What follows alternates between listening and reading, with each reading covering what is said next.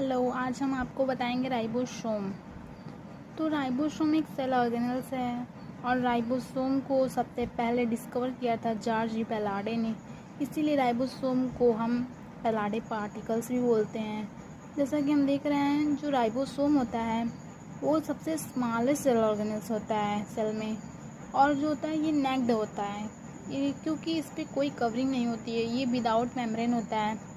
और ये जो हमारा राइबोसोम है वो मेनली जिसका केमिकल कंपोजिशन हम देखेंगे तो इसमें जो होता है आरएनए और प्रोटीन से बना होता है, और इन दोनों का जो कंपोजिशन होता है वो अप्रॉक्सीमेटली लगभग बराबर ही होता है।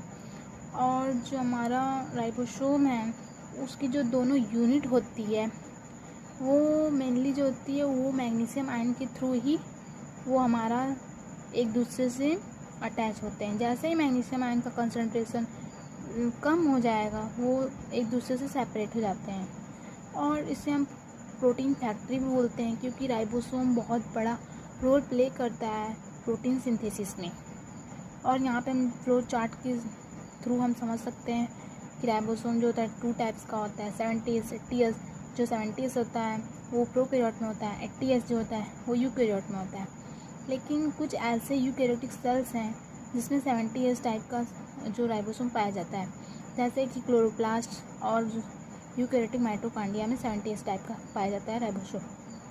जो हमारा राइबोसोम है वो एज इट इज़ साइटोप्लाज्म में तो स्कैटर्ड रहता है, और जो हमारा एंडोप्लाज्मिक रेटिकुलम है उसके मेम्ब्रेन से अटैच रहता है। जो हमारा राइबोसोम है वो एंडोप्लाज्मिक रेटिकुलम से मेम्ब्रेन से जिस ग्लाइकोप्रोटीन द्वारा अटैच होता है उसे हम बोलते हैं राइबोफोरिन। और हम देख रहे हैं कि जो हमारा प्रोकैरियोट राइबोसोम है, यूकैरियोट राइबोसोम है, जो हमारा प्रोकैरियोट है उसमें देख रहे हैं कि 16S आरएनए है और 21 प्रोटीन है।